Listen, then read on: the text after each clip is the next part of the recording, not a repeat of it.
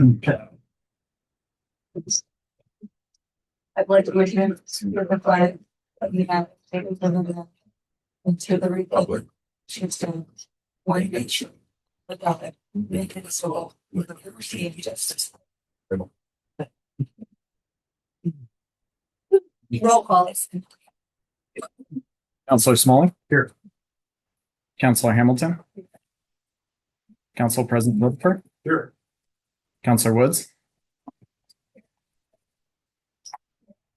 Councilor Daigle. Councilor Saranowski is excused, and Mayor Sumner. Here. Any media present? Anyone wishing to speak before City Council today on any subject matter will need to fill out a speaker form and turn it into the recorder. Forms are available on the sign-in table in the back room. Please turn cell phones off or silence them during the meeting. Announcement for Zoom attendees. If you're joining today's meeting via Zoom, you will automatically be muted upon entry, and you'll need to identify yourself if your full name is not already attached to the device being used. You will be unable to unmute yourself. Public comments will only be taken if prior notification was given to the city recorder. Public comment. The purpose of this public comment period is to allow citizens to present information or raise issues regarding agenda items only. There will be a time at the end of the meeting for citizens to speak about off-agenda items. A time limit of 3 minutes per citizen shall apply. All citizens must come up to the microphone. The council appreciates the time taken by the public to provide comments and desires to hear your thoughts and concerns. However, to be able to run our meetings efficiently and to protect the rights of all involved, the city needs to utilize this time as a period to receive rather than providing information. Thank you for your understanding. Any public comments? On the presentation, Chief Mills.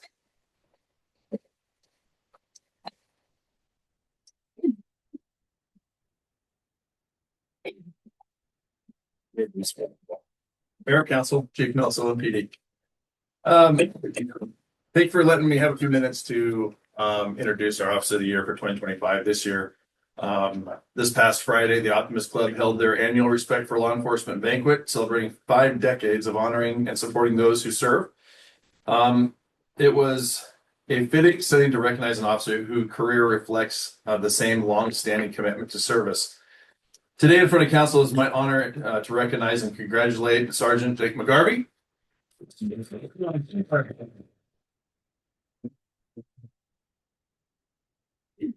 Sergeant McGarvey represents the very best of our profession and our community. He is being recognized for not a single act, but for a career defined by consistency, integrity, and service. With 24 years in law enforcement, including 18 years serving with the city of Sutherlin, Jake has built a reputation as a steady leader, a trusted professional, and a true team player. He holds an advanced certificate and has completed more than 2,400 hours of professional training. Throughout his career, he has served in a wide range of specialized roles, including detective, field training officer, accident reconstructionist, school resource officer, and forensic child abuse investigator and expert witness. His work with our schools, his outreach to our children and families, and his ongoing support of the Douglas County Human Trafficking Task Force reflect a deep and genuine commitment to protection of others and strengthening of our community. Earlier this year, Jake was promoted to sergeant, a role he earned through years of leadership, professionalism, and the respect of those who serve alongside. I've had the privilege of working with Jake for over 2 decades, and I can say without hesitation that his dedication, calm demeanor, and passion for this profession never waver. Please congratulate Jake for being our city.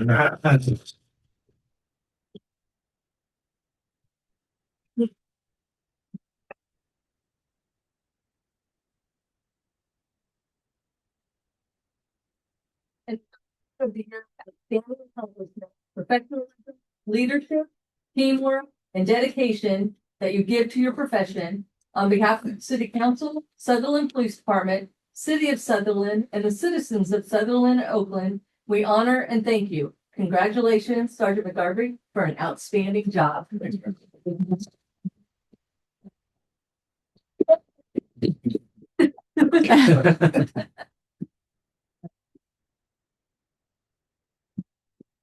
Thank you. Saying Speech. I even had a few words. Oh, no. Oh, no. Oh, you messed up. I just wish you had that suit on that you had on Friday night. I definitely won the best dressed award if you weren't there. I had it, and we were the runner up this year, the Department of Sullivan. We were the runner up officer of the year. It did go to Douglas County. Yeah, that's what we're self-appointing ourselves.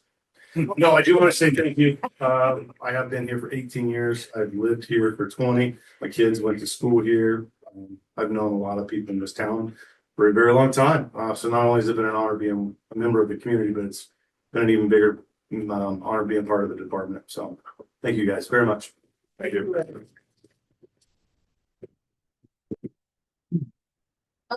Consent agenda, February 9th, 2026, city council minutes. Do I have a motion? I'll make a motion to approve. I'll send it. I have a motion by Hamilton and a second by Woods. I have a motion and a second to approve the council agenda as presented. Any discussion? Just one thing, on page 2, city manager report. It said speaking of the city manager, he asked for people to attack policies or procedures, but leave people out of it. And I know what he meant, but the word attack seems not right to me because that means to take aggressive action or violent action, kind of like people are doing on the streets sometimes. And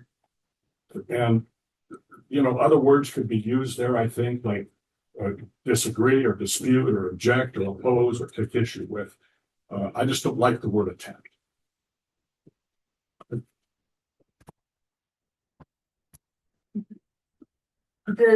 Was that word specifically used or can it be changed in a minute? It's what was used, but I can alter the word if that's what you guys would prefer. Dispute. Thank you. Any other discussion? Let's vote.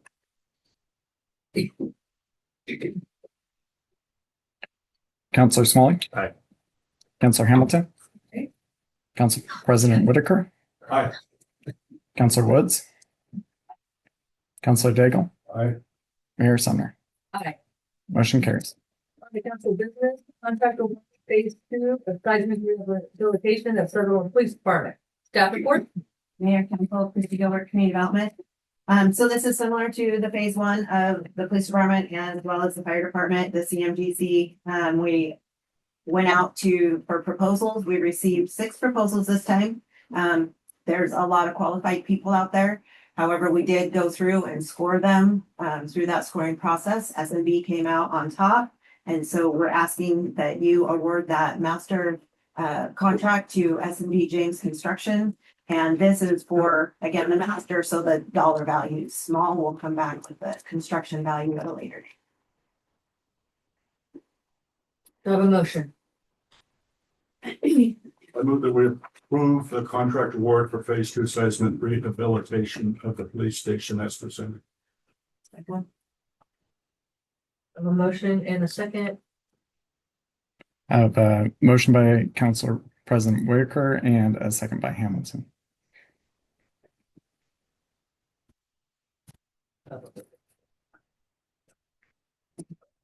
Any discussion? That's the same contractor that's doing the work now, right? Or has done the work so Yep. far, Yes. worked out just fine. Before we vote on this one, I want to declare potential conflict of interest just because my husband works for the police.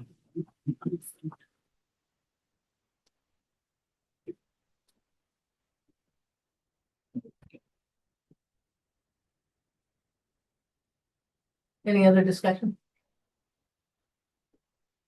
Let's go and vote. Councilor Smalley. Aye. Counselor Hamilton. Aye. Council President Whitaker. Aye. Counselor Woods. You don't gain the tariffs. Right. Yeah. Because it's not. Counselor Daigle. Mayor Sumner. Aye. Motion carries. Contract award City Hall remodel. Staff report.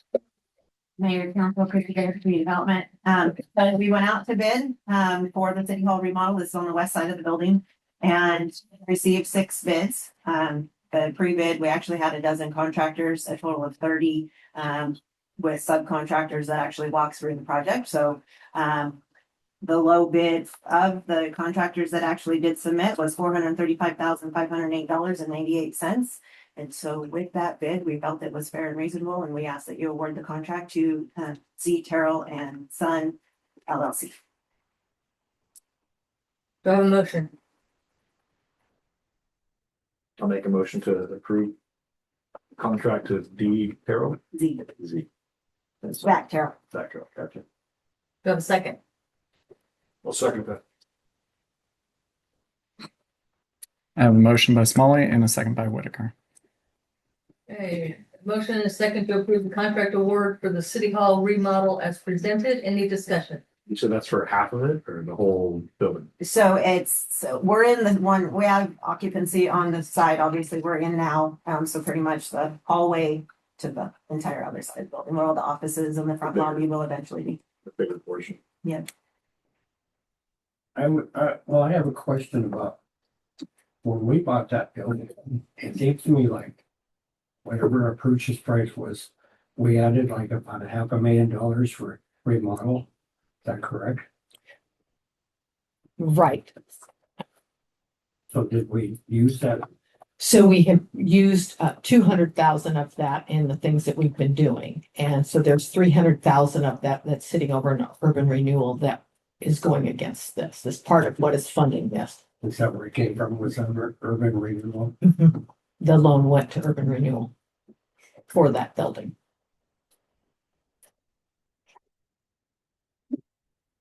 Any other discussion? Let's vote. Counselor Smalley. Aye. Counselor Hamilton. Aye. Council President Whitaker. Aye. Counselor Woods. Aye. Counselor Daigle. Mayor Sumner. Aye. Motion carries. Under OLCC recommendation form, BBRA LLP DBA Oregon Smoke World. Staff report. Mayor and Councilors, Bernie Rubio is applying for an OLCC license for BBRA LLC, doing business as Oregon Smoke World, which is located at 145 Myrtle Street, Suite 10, which is near Dutch Bros and Papa Murphy's. The police department has reviewed the application and provided their recommendation to bring to council. Do I have a motion? I move that we approve the OLCC recommendation for Oregon Smoke World and Second?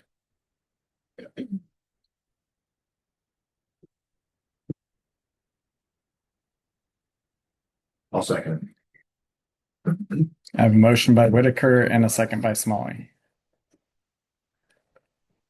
I have a motion and a second to approve the OLCC recommendation for BBRA LLC, Oregon Smoke World. Any discussion?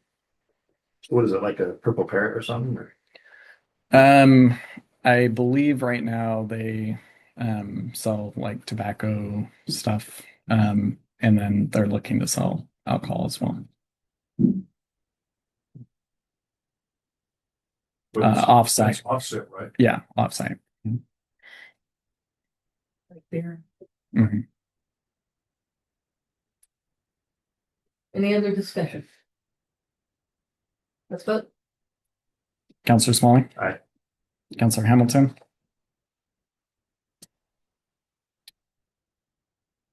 No. Council President Whitaker. Aye. Counselor Woods. No. Counselor Daigle. Aye. Mayor Sumner. Motion carries.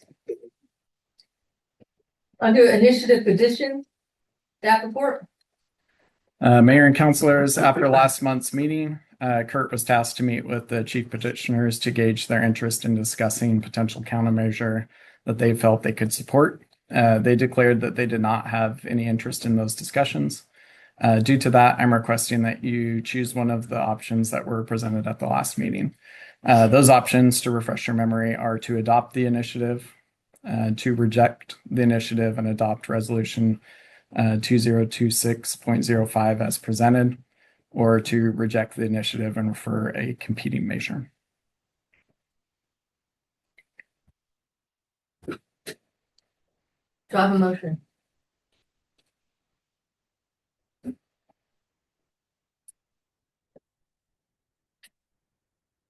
I make a motion to reject the initiative and adopt resolution 2026.05 as presented. Also, Explain that, please. We have a motion and a second. I have a motion by Sumner and a second by Whitaker. To reject the initiative and adopt resolution 2026.05 for discussion. So that means we're rejecting what they are putting on, and then it goes on to the ballot. Their initiative goes onto the ballot. That's correct, right? Correct. So we're not going to allow their initiative to go on a ballot and then also put a second initiative on. We're just allowing their initiative to go on the ballot. We're not going to accept it as is and just not do anything and have it go right into effect right now. We're going to allow the initiative to go onto the ballot and let the voters vote. Okay. Thank you. Any other discussion? Well, what I guess I'm kind of confused on it. Are we still paying that $9 to the Up to the day of the vote. I believe so, right? Correct. And that's something we're also going to talk about because we're going to review. I asked Tammy to bring forth a review of how the safety fee is going right now. So we could actually decide today if we want to keep it $9, if we want to raise it, we want to reduce it, whatever. That's our decision because we agreed to review it once a year. But the public safety fee stays in effect until it goes to the ballot and the voters decide what they want to do. Chad. I was just giving a thumbs up that you said that perfectly. Okay, good, thank you.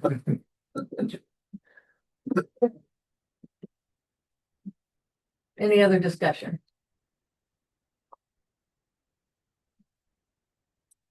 Are we ready to vote? Councilor Smalley. Aye. Councilor Hamilton. Council President Whitaker. aye. Councilor Woods. Councilor Daigle. Aye. Mayor Sumner. Aye. Motion carries. Under the budget calendar, staff report. Mayor, Councilor, Tammy Kibbridge, Finance Director. This is a budget calendar based on mostly the same timeframe as we've done every year for the last few years. This is, of course, the initial stage of our budget preparation and adoption process based on Oregon revised statute. You start at the calendar. So putting that out there, and we will also need to adopt one for urban renewal at our next meeting. And your options are to accept the calendar or to not accept the calendar if you'd like to see major changes, and I'll come back with a different one. Do I have a motion? I make a motion to approve.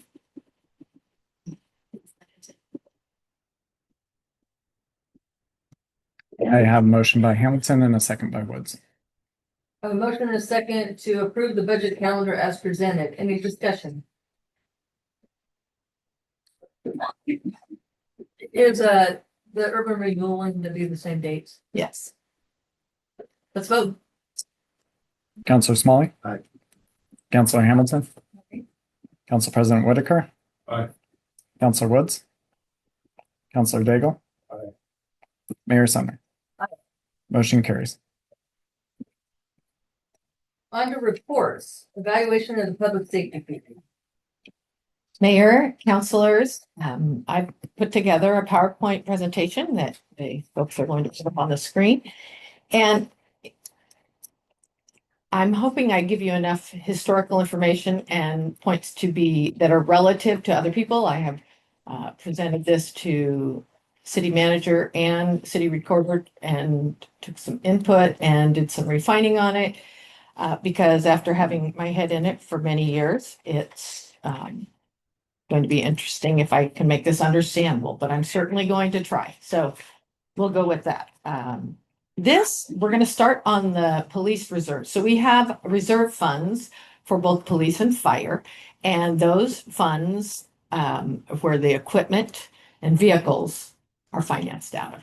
And so you can see that I went back to 2019 there, and the bottom figure is the transfer that has come out of the general fund to the police reserve fund. And then the top figure is the ending fiscal year balance based on those transfers and the other activity that happened in those. And you can see that fiscal year 2022 was a large transfer in, and that was because police chief had written for a COVID award for the police essential worker thing. And so that was when the retention and longevity program came into being. You guys voted on that for the police department. And so this transfer over there was uncharacteristically high because of that. And then we have continued to fund it based on what the expenditures were going to be. And as you can see, that balance has been declining because the general fund, it's a interesting balancing act, right? Because the general fund needs to be able to maintain about $1.3 million carryover to fund our expenses from July 1st through November 1st. So it's not like you can just spend that down to zero, and neither can I budget for that. So it's an interesting balancing act to make that all work. So next slide, please.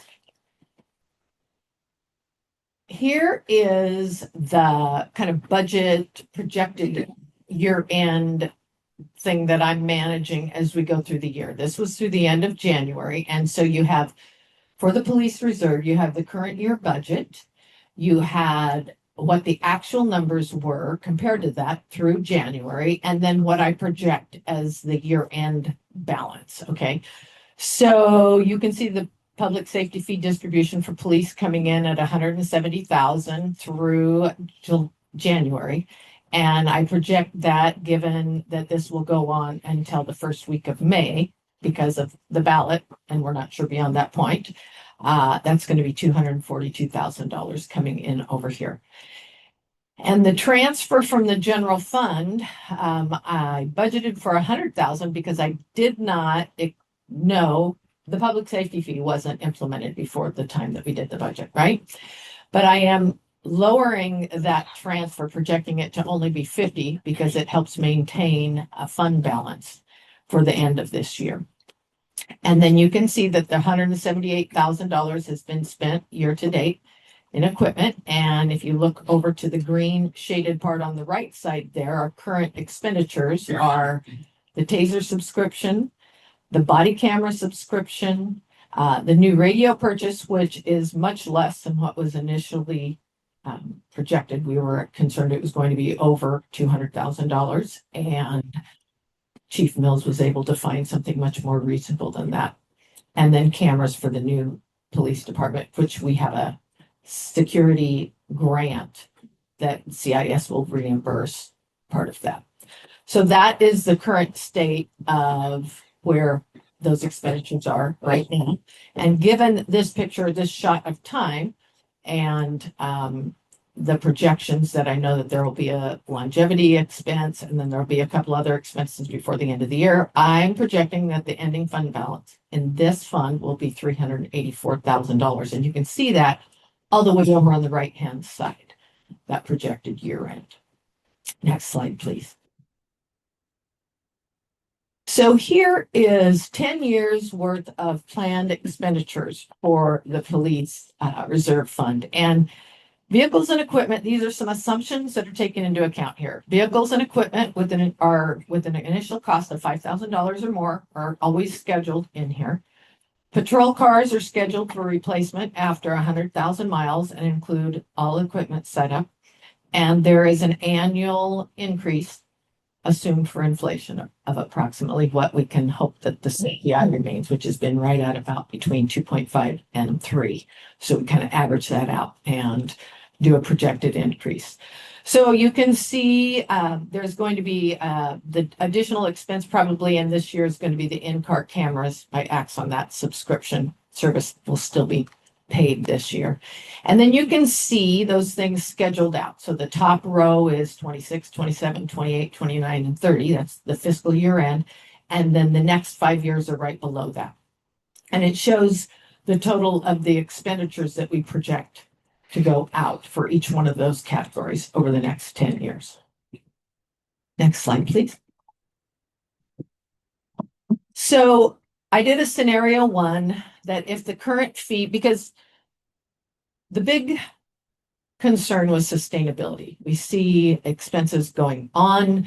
We see that there's cost increases going on. And so if the current fee had gone on as it was, you can see the current year there with the transfer from the general fund, which that one is at 60 because that will include the interest on this fund coming in here.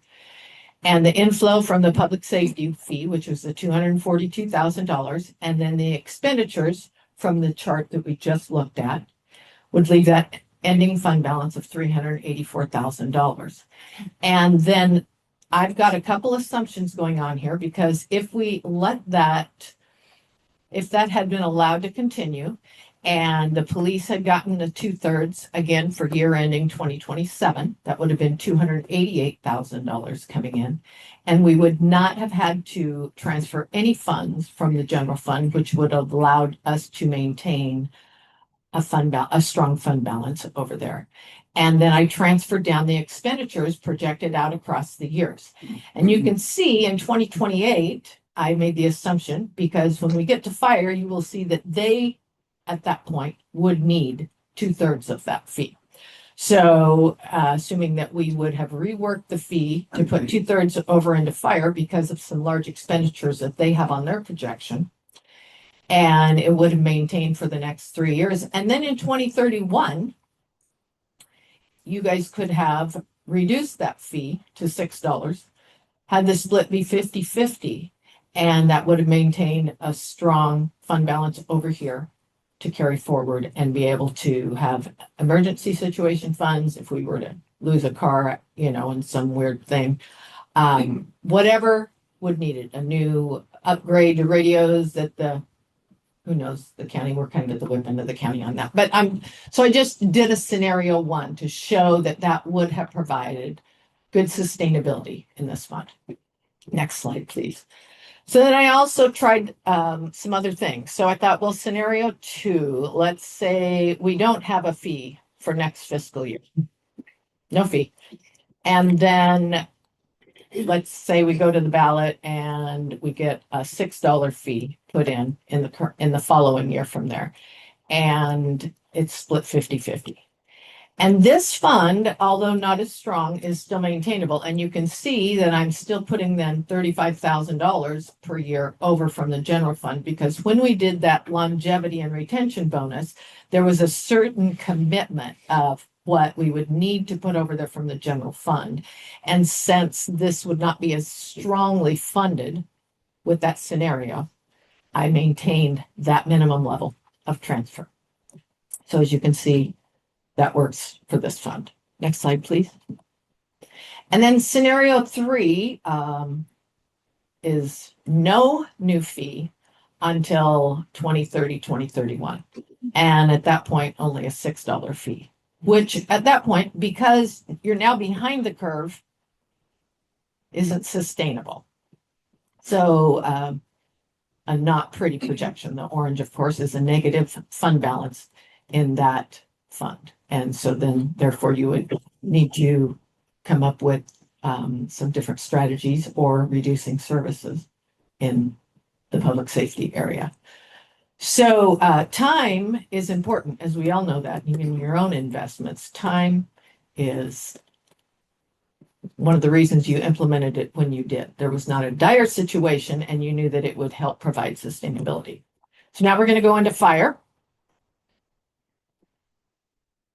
And the fire, I've got basically the same things going on for the fire account. So you have the fire reserve balance across the top there, and then the transfer from the general fund on the second line. And fire has to maintain a higher balance because of the cost of their equipment. An example of that was in 2024, the fire engine that they've been saving up for, which was why we had that big decrease between fiscal year 2024 and 2025. That fire engine cost $607,000. So it's an expensive, industry to be in. In 7 of 2020, there was a fire engine that cost $443,000. And their transfers have been different because they also have gone on conflagrations to fires, and anything that they get reimbursed for their equipment, that also has come over into the fire reserve to help bolster that balance and provide sustainability. Next slide, please. So this is a current snapshot of the fire reserve fund, the current year budget against January through January expenditures and my projections for year end. You will remember that we got that training center grant for $504,000, which was a budget amendment, but that is reflected on here as well. We've got the public safety fee distribution, which I project to be at $121,000 by the time this goes on the ballot. Interest, and then surplus property sales also comes in here. Transfers from the general fund, the same thing. You will see it reducing down because it allows us to maintain a balance to be able to go carry over and pay our expenses between July and October. And the fire equipment. So if you look at the projected current year expenditures over there in the green, you've got the training center, you've got the command vehicle cameras that they have installed on the fire station. And they also have gotten a grant back from CIF. So once that is complete and their new locks, that will also go against that. Glide, Rural Fire Protection District. So there was a large, now Chief McKnight may have to come up and fill me in on this, but this was a grant across the county that was written from a small department, which is why the check went back to Glide, for grant for mobile radio upgrades, I believe. Is that correct? Mobile radio. Mobile radios. And so this is our cost for 13 of them. Is that correct, Scott? What's that? How many radios did we get? 20. We got 20, and normally they're $7,000 a piece. And so instead of paying $140,000, there's a grant that offset, but this was our share of that and why the check went to Glide. And then, of course, the ladder payment. So those are our projected expenditures for this year. And based on that, I project that the year ending fund balance is going to be $213,000. Next slide, please.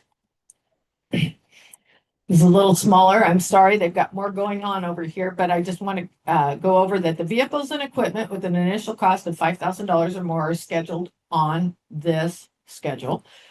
Pumpers, aerials, and tenders have an expected useful life of 30 years.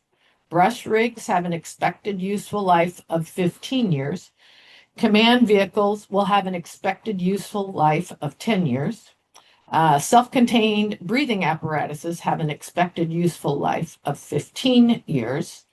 Mobile radios have an expected useful life of 5 to 7 years. portable radios have an expected useful life of 7 to 10 years. Extrication tools have an expected useful life of 15 years.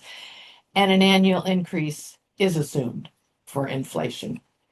So as you can see, they've got air compressor replacement that's scheduled for next year. I just want you to know these guys are not willy-nilly replacing their equipment and spending money. That air compressor, only 3 of the 4 compartments are functioning right now, but they're going to continue to use that thing until they can't. So it could happen next year. It could happen in June. It could happen 2 years out, just as however long that thing keeps running as it is. When you get into 2031, you get some pretty high dollar amounts. So 5 years out, you've got a new breath rig coming in, you've got heart monitors, those are expensive. And then for the following years after that, self-contained breathing apparatuses, as you can see, budgeted over 2 years there, are expensive. So next slide, please. So if the current fee had been allowed to continue and next year they would have gotten 1/3 of it, but in 2028, again, mirroring the police one, I put 2/3 of that fee over here because their fund balance needed it. When you get out to 2034, you can see, but in 2031, you would have been able to reduce that to a $6 fee, split 50-50, and it's still maintainable throughout the 10-year projection, even buying all the things that they need that are going to be expensive. It would have required, again, analyzing it and deciding where best the resource is used. But this is that perspective. And then we have scenario 2, which is no public safety fee 26-27, and then implement the $6 fee in 2028. And as you can see, when you get to 2031, this fund actually goes in the negative. So would require some other strategy to address this. And then scenario 3, again, not getting a public safety fee until 2030, 2031. And you can see that this fund is not sustainable at that level with the expenses that are projected.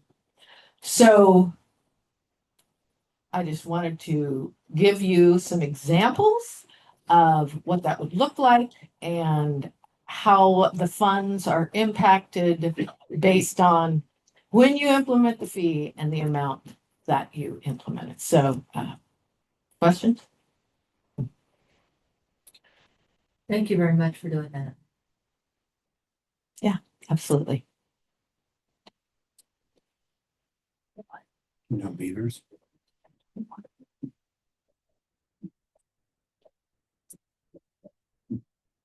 And the number of fees that we would get, or did you No, just leave it No, static? I just left.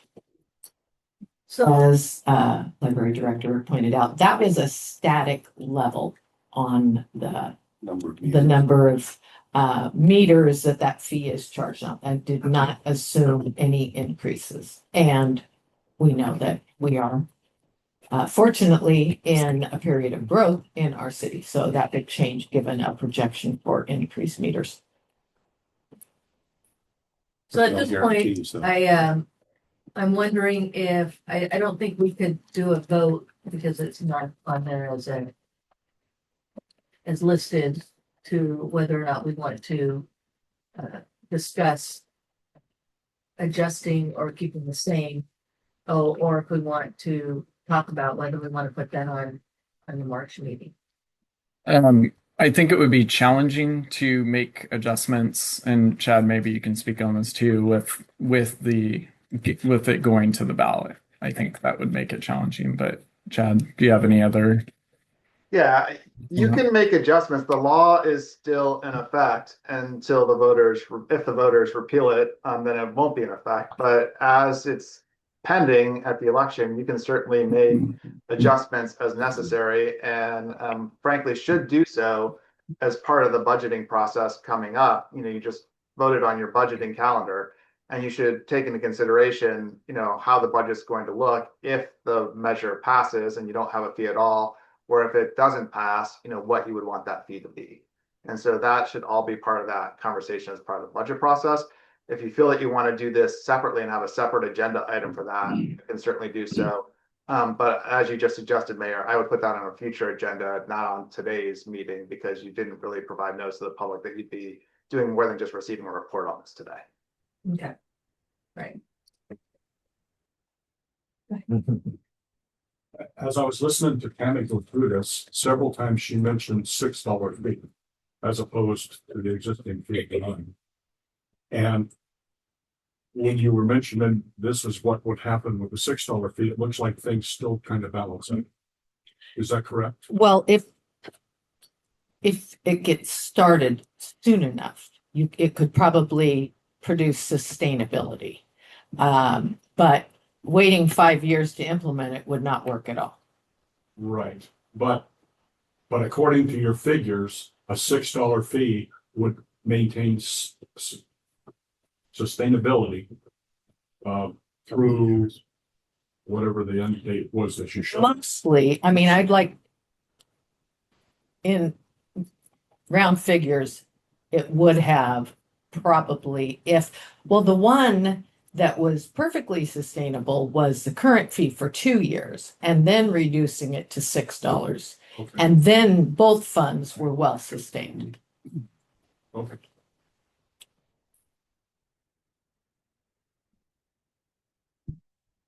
So what are people's thoughts about discussing whether we want to adjust it, or do we want to just keep as it is, before the vote? I think that we need to probably discuss that. Okay, we need to discuss it in further detail. I think Tammy did a really great job at outlining what it looks like so that we can see, futures. Discussion that may look like if it goes away or if it's reduced, if those budgets are sustainable or not.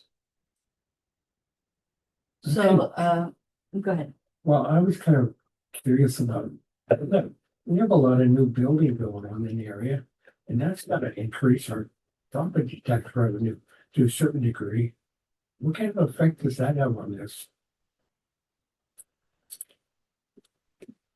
Well, public safety takes about 123 to 124% of tax revenue. So the total budget for public safety is well over what we're getting for property taxes. But there are other funds and things that we have in our budget that allow for us to pay for other things besides just public safety, right? But that has been a wonderful thing because instead of just the 3% that things go up, we get a little bit more than that based on those new things coming online. Of course, you have a new subdivision, so you don't start getting the full ramification of the property tax until somebody moves in, that house sells and then you have people in there and then as they're built out. It's actually a year after the house has been constructed.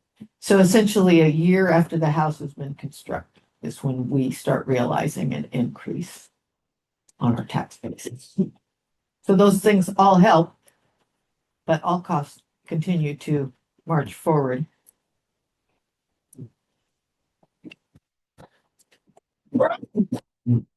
Any other thoughts? It's a good report, and I can clearly see that we need the fee. And I know for me personally, I'd rather have a strong police and strong fire than mess with $3 or $4 a month. I feel it's very worth it. Right? My opinion. What some people have mentioned is if we didn't have the urban renewal fee, that there'd probably be enough tax to cover that. Is that true or not? And you're talking that the urban renewal, the part of the taxes that goes to urban renewal would be enough to cover that? Yes. Well, probably. I mean, it's going to be about $600,000 this year, which would be a great amount, but that's a 20-year commitment that's going to continue on. That urban renewal district is in place for another 20 years. we can't change that.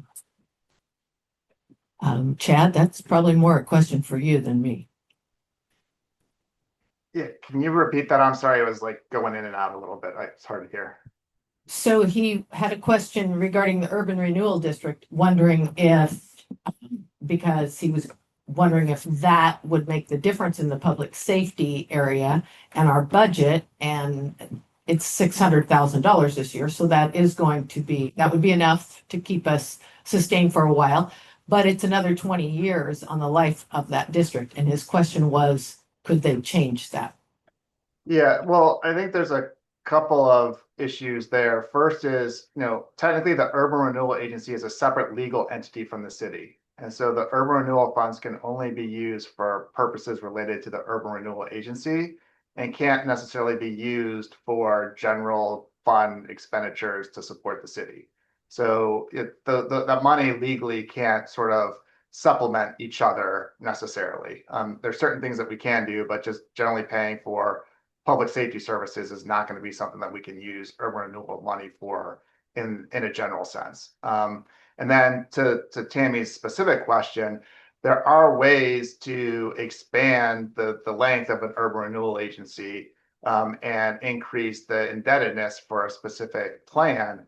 But again, sort of taking a step back, an urban renewal agency is created for the purposes of resolving blight in a specific area that is covered by a plan. And so the expenditures have to relate to resolving that blight in that specific area that's covered by the plan. And so unless we've got something in the plan that needs to be done to continue to resolve that blight, there's not really a basis to extend the time period for the urban renewal plan for that particular area. I think he wanted to know if can you end the urban renewal early? Yeah, you can end urban renewal early as long as the debt has been paid. So to the extent that there's any outstanding debt, you can't end that urban renewal plan. So to the extent we've already issued bonds to do these projects, we have to pay off those bonds before we can end the urban renewal area for that particular plan. Does that make sense? Yes. And there's Do a we have time, debt with that? we have the debt that we took on for the building, the 1.5 million we were talking about, plus the debt that is owed to the general fund for the other projects that we have incentivized and moved those forward by allowing urban renewal to borrow from the general fund. And so that life of that loan with Columbia Bank is 10 years. Well, it seems like I guess it'd be nice to know where our future potential commitment might be to urban renewal.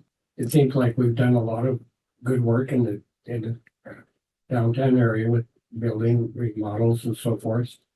So a lot of that money has been put to good use. I just think maybe we're running out of buildings that we're going to need to do that to at some point. And I suppose that would be a future prediction, but I'm kind of curious about that, if that would be a factor. I mean, how many more buildings do we need to spend money on downtown?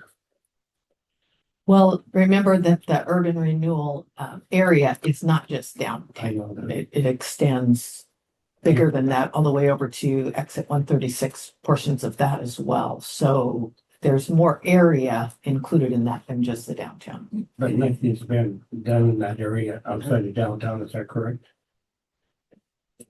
Correct. And part of it is because it's a 25-year plan. And so you have to generate that revenue. All of these projects are financed over that 25 years. And so rather than take out a bunch of bonds and everything that we do have to pay back, we're phasing everything.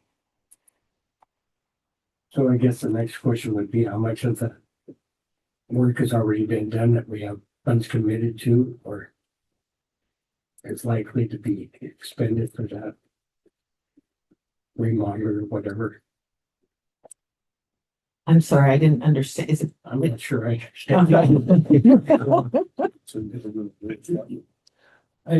think what I'm getting at is I guess we'd have to look at the budget and see what's been expended, what's committed to, and then how much, how likely it is to be able to pay that back, or But at the same time, this also generates additional tax revenue. So when you remove that blight, then they do reassess through the county process. And so then those taxes do increase, which puts that money back into. Yeah, you know, I've heard that before, and I think that's a good point. I'm just questioning what the reality is of it. I mean, I wonder how much taxes actually get increased, how often it happens, and what the result of it has been. So, just to speak a little bit to that, because I haven't looked all the way through that plan exhaustively, but we are actually, the money that's coming into urban renewal is higher. Like this year, we're going to gain $20,000 more than was projected in the initial plan. So it's already helping. The changes have already helped with that. And then the other thought is that at the end of the life of the district, all of that increment that has been going and gaining over there on the urban renewal side then comes into the general fund. And at a certain point, that when that happens at the end of the district's life, when all their debt is paid and that all of that tax increment then comes into the general fund, that's kind of a windfall in terms of bolstering your general fund. And so we have about 10 years left on this commitment. Is that correct? We have 10 years on the loan, the bonds issued that we did with the bank last year. The life of the district right now is projected for another 20 years. From now. It was a 25-year district. Okay. Well, I would ask you questions right now. Thank you. Yes. Any other questions? So do we want to put this on the next council meeting to review? Okay.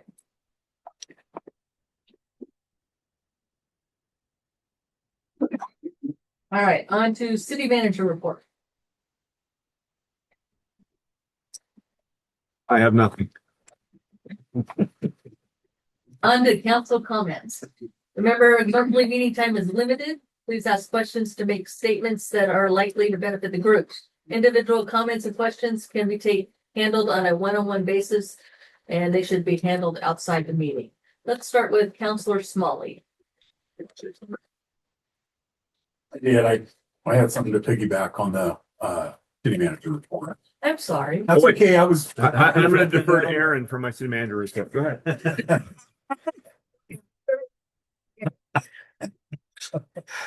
Mayor, councilors, this is just kind of an FYI. Last meeting, I got to beat up a little bit, but about my dump truck purchase, and I made the comment that the 5-yard truck, if we stayed small, would be nearly at the cost of the bigger truck that we did purchase. And I finally got that quote back from the dealer, and the price is right at 175,000. 181 and change. I can't right now. I can't remember exactly. So I just got this morning. I haven't gone over it a whole bunch, but just it's just kind of, it's not so much a neener, but it's just to let you know that we did get a pretty smoking deal on that Super Duty heavy off-road truck. I'm kidding. Off that 10-yard truck that we purchased. So that's all I have to say about that. Thank you. Okay, follow that one. Congrats to Jake. Hey, well deserving, and all of our police and fire. I mean, they're second to none. We had a call and we got all the help we need, and I'm very proud of our public safety. So yeah, that's it. Thank you. Council Hamilton. Now I think someone done coffee, and you saw that I had it ready down. one congratulate, well, he's not here now, but Jake, it was a nice evening and. Is your microphone on? No. Oh. I want to congratulate Jake again, and it was a nice evening, and I appreciated being there, and, like I said earlier, he looked really spiffy in his hot outfit. If you can see a picture later, just let me know, because I did take pictures. That's all. Councilor President Whitaker. Only speaking for 3 or 4 people that mentioned it, that say they can't come to the city council meetings because now they're in the mornings and they have to work. Did they come to the evening ones? No. Otherwise, nothing else. Councilor Woods. Also, I'd like to congratulate Jake on his nomination. He obviously had to good work. Also, I want to give a shout out to the fire department because I had to do my annual fire inspection, and of course I waited to the last minute. And I called them and said, hey, I need to do my fire inspection. And they said, well, we don't do those, but they got me in contact with the state fire marshal, and it happened really quickly. And so I'm just really happy that you got me in connection with who I needed to get in connection with. So this it helped facilitate that really quick. That was really helpful. So thank you for that. Which is really nice to see that they were just so helpful in making sure that local businesses are getting things done that need to be done. So thank you. And that's it. All right, Councilor Daigle. Something I thought of before, and somebody kind of called it to attention recently. I'd like to see a post or agenda for the meetings being posted 7 days in advance instead of 3. And the main reason is if we get this on Wednesday, it's really only Tuesday and Friday that we can have a chance to back up, ask questions for the staff, whatever, before the meeting's going to be on Monday. And there's been a lot of times I wish that maybe we could look into things a little more, and if we had 7 days to do it, that would be a better deal. I think I would like that better. You have time to do that a little sooner? Yeah, we can. We just require staff to get stuff in earlier, but we can do that. Which is sometimes hard to do. It's very hard to do sometimes. It could result in more meetings. If they're not able to get it, we may need to, for time sensitive things, we may need to push for another meeting in the month to make sure that happens. But yes, it is possible. Are you okay with that? Yeah. All right. No, that's all. Congratulations on Sergeant McGarvey. Great job. And I wanted to make 2 announcements. One is police department open house this Thursday, 3 o'clock, ribbon cutting. And tours for anyone who would like to come, escorted tours. And then on Friday at noon, the bookstore Read the Room will be having their ribbon cutting and open house. So I encourage everybody to come to both of those. And I think that's about all I have this time as well. And so we have one for public comment off agenda. The purpose of public comment is to allow citizens to present information regarding items off the agenda. Time limit of 3 minutes per citizen shall apply. Laura?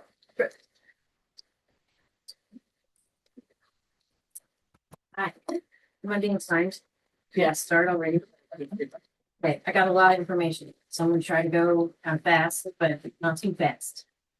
So I just want to share some history and economics with Sutherlin Drug. We purchased Sutherlin Drug in 2023 after years of looking for the right one, and now I've traced Sutherlin Drug back to 1911. Alan convinced me to borrow $2.2 million while he lived at the KOA in a 22-foot Winnebago for over a year. And in the summer of 2024, we moved our whole family here. Sutherlin Drug has over 16,000 active patients.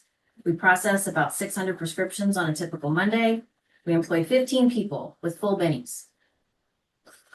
Unfortunately, we are at the mercy of the three big PBMs, pharmacy benefit managers, the middlemen between pharmacies, insurance companies, and drug manufacturers.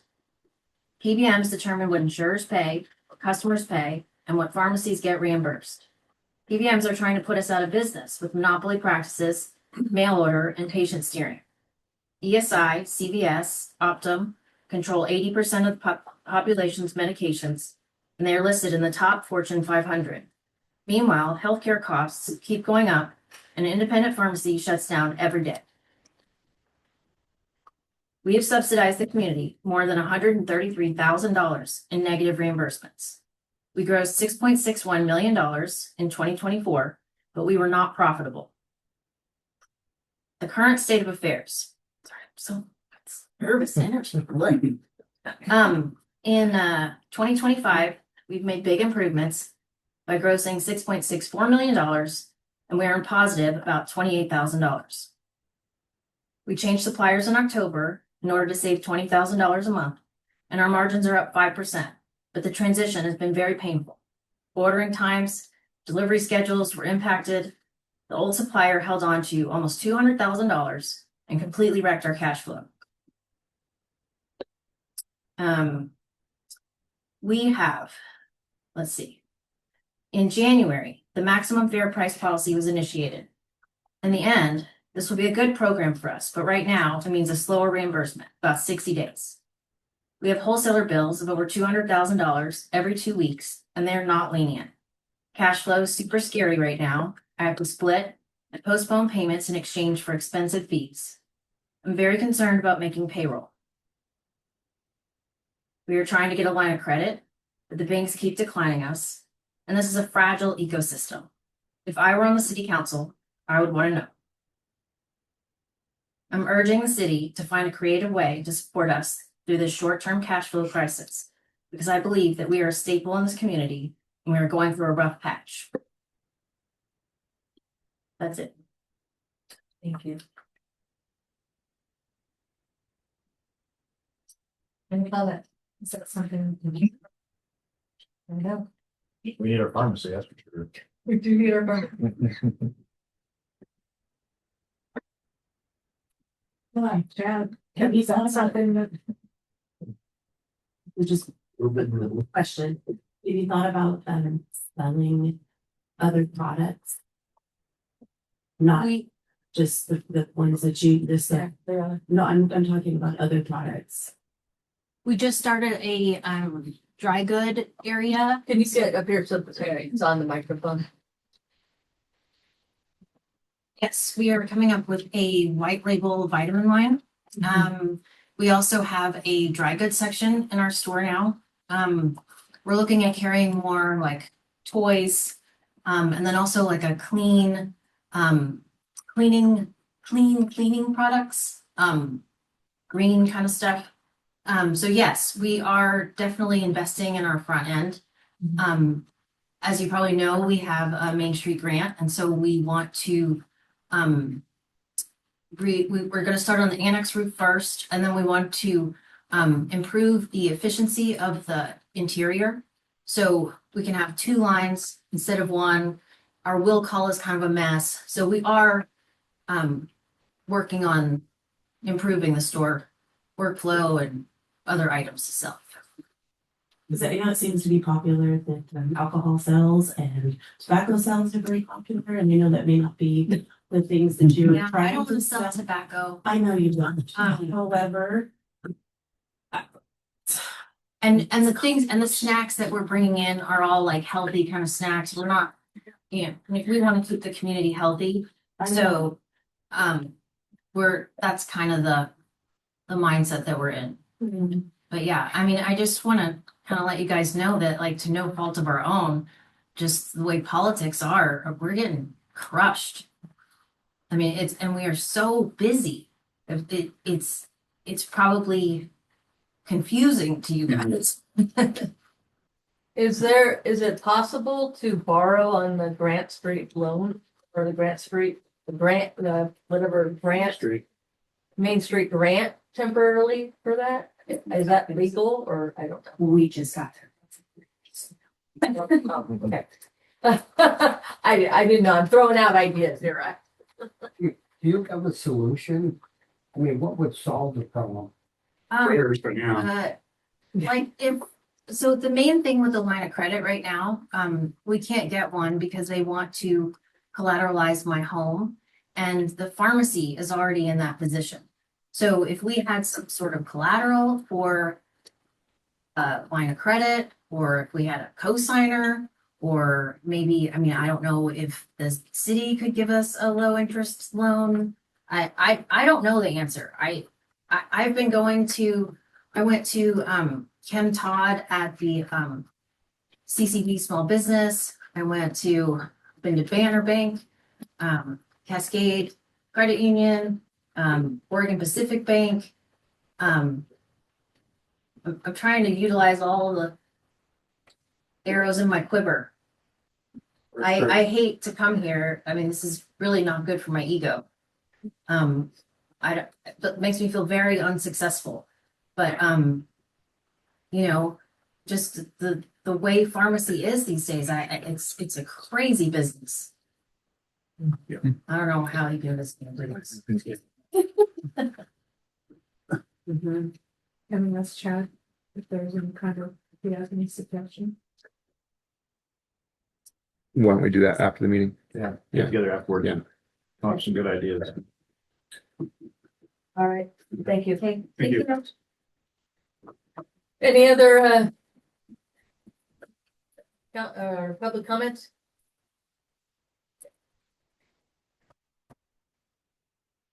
Did you have one? Yes, ma'am.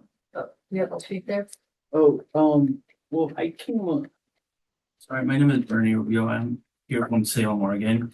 The reason for my visit is because we are applying for a OLCC license at our location. And the docket has already been, the little packet has been delivered to the city. This is my first time doing one of these, so I am not 100% prepared. I don't even know if you guys have gone through that portion of the meeting yet. Because I should have The smoke? Yes, ma'am. Okay, it's already been approved. Oh, okay. I was a little bit late then. Thank you for your time.